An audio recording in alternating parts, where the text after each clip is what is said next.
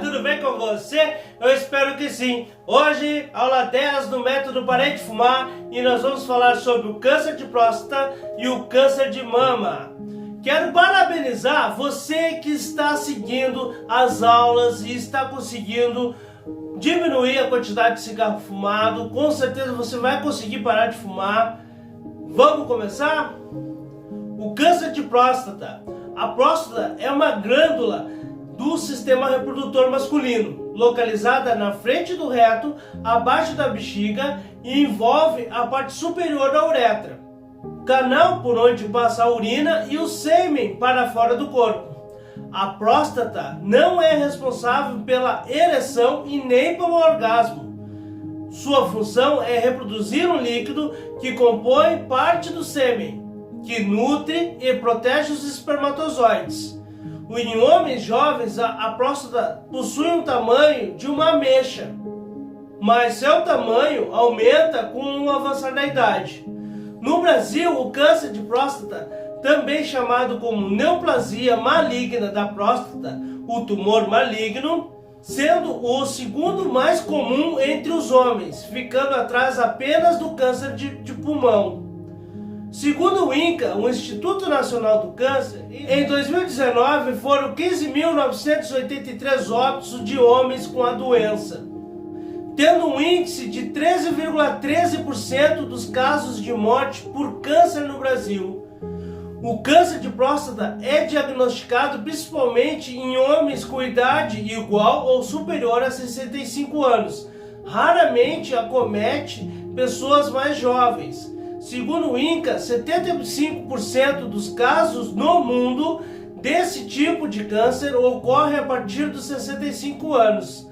Além do fator de idade, outras características relacionam-se com as chances de se ter essa doença. A obesidade e casos de doenças na família.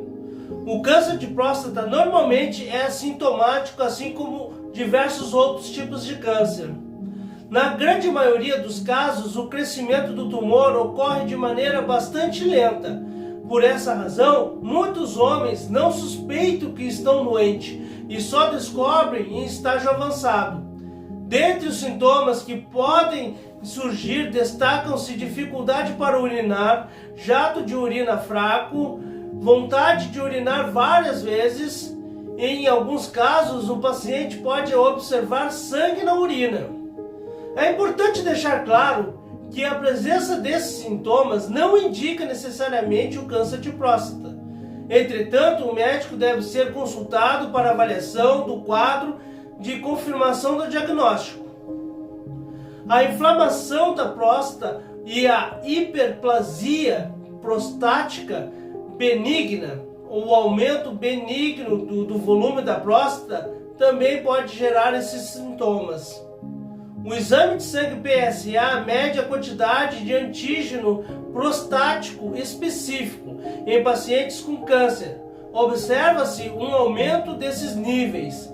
Já o exame de toque renal avalia a textura e a forma da próstata, onde o médico introduz o dedo da região do reto para sentir a glândula. Essa técnica é extremamente útil, mas muitos tratam esse exame com preconceito. Apesar de sua importância, após o diagnóstico, é feito através da biópsia prostática, por via transretal ou transperineal, e guiada por ultrassonografia e ou ressonância magnética. O tratamento do câncer de próstata, assim como o tratamento de vários outros tipos de câncer, depende de cada paciente, pois se analisa o estadiamento do câncer, bem como a saúde do paciente. É comum a realização de cirurgia para a retirada do tumor. Esse procedimento pode ser acompanhado de radioterapia e também de tratamento hormonal. Alguns fatores de risco para o desenvolvimento do câncer de próstata podem ser evitados com práticas mais saudáveis no dia a dia, como cuidar bem da alimentação, lembrando-se sempre de consumir vegetais e reduzir o consumo de gordura animal, realizar atividades físicas diariamente, cuidar do corpo a fim de evitar o sobrepeso e a obesidade, não fumar, evitar ingestão de bebidas alcoólicas.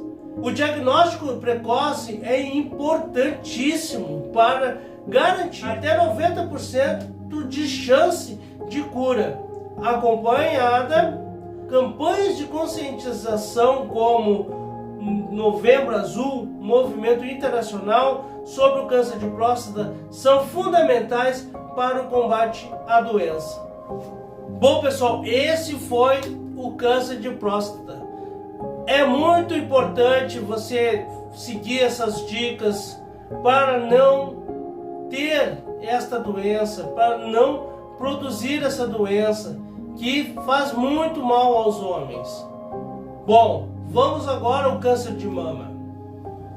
O câncer de mama é uma doença causada pela multiplicação desordenada de células anormais da mama, que acaba em formar tumor, sendo uma doença grave que leva várias mulheres à morte todos os anos.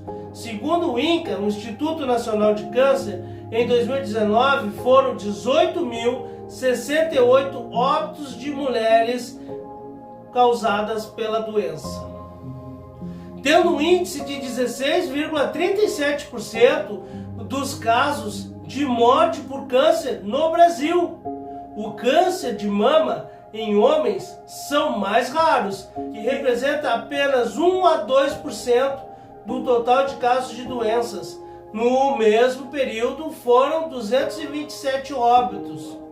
Alguns fatores aumentam a chance de desenvolvimento do câncer de mama, sendo um dos mais importantes é a idade, pois cerca de 4 em cada 5 ocorrem após os 50 anos da mulher. Fatores ambientais, genéticos e história reprodutiva da mulher devem ser considerados. Obesidade e sobrepeso após a menopausa, sedentarismo, consumo de álcool excessivo, exposição frequente à radiação ionizantes, primeira menstruação antes dos 12 anos de idade, não ter tido filhos, primeira gravidez após os 30 anos de idade, menopausa após os 55 anos de idade, uso de contraceptivos hormonais, estrogênio, progesterona, realização de reposição hormonal pós-menopausa, casos de câncer de ovário na família, casos de câncer de mama na família, história familiar em caso de câncer de mama em homens. O câncer de mama é uma doença silenciosa, assim como diversos outros tipos de câncer, o que pode dificultar o diagnóstico precoce, sendo fundamental a observação frequente da mama, de modo a verificar a alteração como surgimento de nódulos, um caroço na mama, fixo e geralmente indolor.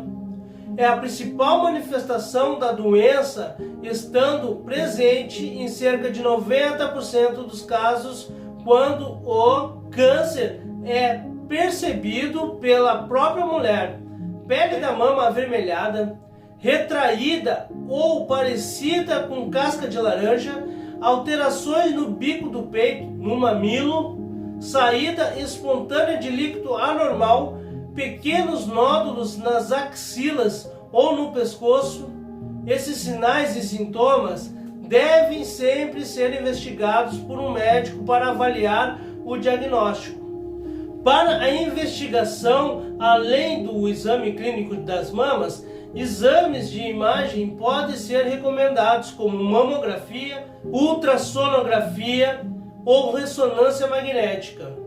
A confirmação diagnóstica só é feita, porém, por meio de biópsia, técnica que consiste na retirada de um fragmento do nódulo ou da lesão suspeita por meio de punções, extração por agulha ou de uma pequena cirurgia.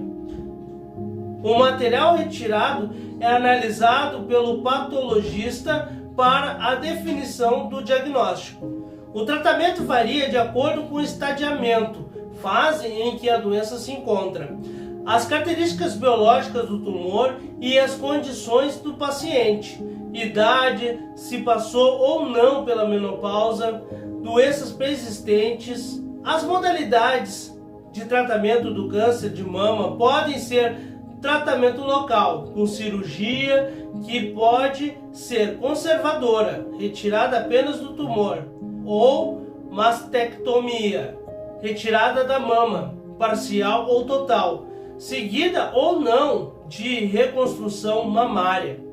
A radioterapia pode ser indicado em algumas situações para complementar o tratamento.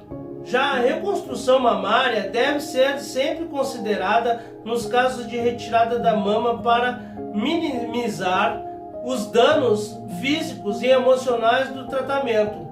Outro tratamento é sistêmico, com quimioterapia, hormonioterapia e terapia biológica, sendo indicado de acordo com a avaliação de risco da doença retornar. E considera a idade do paciente, o tamanho e o tipo de tumor e se há comprometimento dos linfonodos auxiliares. Para algumas pacientes com tumor entre 2,1 cm e 5 cm, com comprometimento dos linfônodos auxiliares, pode ser considerado iniciar o tratamento por terapias sistêmicas, com quimioterapia, com a intenção de reduzir o estágio. Essa decisão individualizada permite que o paciente que seriam submetidos à retirada da mama e dos linfônodos auxiliares possam eventualmente ter essas áreas preservadas após a redução do tumor promovida pela quimioterapia. Segue-se com o tratamento local com cirurgia e radioterapia. Quando a doença é diagnosticada no início, o tratamento tem maior potencial curativo. No caso de doenças já possuir metástase, quando o câncer se espalhou para outros órgãos, o tratamento busca prolongar a sobrevivência e melhorar a qualidade de vida do paciente. A prevenção do câncer de mama relaciona-se com uma adoção de hábito de vida saudável, chegando à redução de 30% dos casos de câncer, realizando uma boa alimentação, praticar atividades físicas, evitando o sedentarismo, não fazer uso de bebidas alcoólicas e manter o peso corporal adequado. Recomenda-se também evitar o uso de anticoncepcionais e terapias de reposição hormonal e amamentar o máximo de tempo possível é considerado um fator de proteção. Não fumar e evitar o tabagismo passivo são medidas que podem contribuir para a prevenção do câncer de mama. O SUS oferece todo o tratamento e exame de mamografia para todas as idades, conforme indicação médica. No mês de outubro, celebra-se o Outubro Rosa, sendo um movimento de conscientização do câncer de mama e procura espalhar informações de qualidade sobre o tema. Com isso, espera-se que mais pessoas aprendam sobre esse tipo de câncer, como a necessidade de diagnóstico precoce e de diferentes tipos de tratamento disponíveis. Consequentemente, tenham acesso a um diagnóstico cada vez mais precoce, reduzindo-se o número de mortes pela doença. Bom, pessoal, esse foi o câncer de mama. Como eu já tinha conversado com vocês sobre o câncer, que eu dei o exemplo da minha irmã. A minha irmã, há 7 anos atrás, teve câncer de mama. E era grande já o tumor. Então, ela fez o tratamento por quimioterapia para diminuir o nódulo, só que não diminuiu o suficiente. Então, foi retirada a mama por inteiro, fez todo o procedimento de reconstituição na mama, depois de quimioterapia, radioterapia, se curou e depois de 5 anos acabou aparecendo novamente, inclusive bem do lado onde ela tinha tirado a mama e através dos exames periódicos, né, de quem já teve câncer, foi constatado. Então voltou a fazer os tratamentos com quimioterapia, né, e diminuiu, até sumiu aquele nódulo, né, só que através dos exames começou a aparecer em outros lugares. Então ela acabou sofrendo a metástase, né, a doença se espalhou pelo corpo. Devido à quimioterapia, deixou o coração dela fraco, né? Diz que 40%, né? Então ela não podia continuar mais a quimioterapia. Então mudaram o tratamento dela através de remédios, né? Em vez de ser venal, é oral, né? E fez também radioterapia, porque começou a aparecer no cérebro 8 focos de câncer, e ela começou a fazer o tratamento de radioterapia, aonde queimou a raiz do cabelo dela. Provavelmente ela não teria mais cabelo, né? E os remédios deixaram ela deformada, né? Eu não sei a fundo o nome de remédio, o que foi, mas deixou ela bem deformada, deixou ela totalmente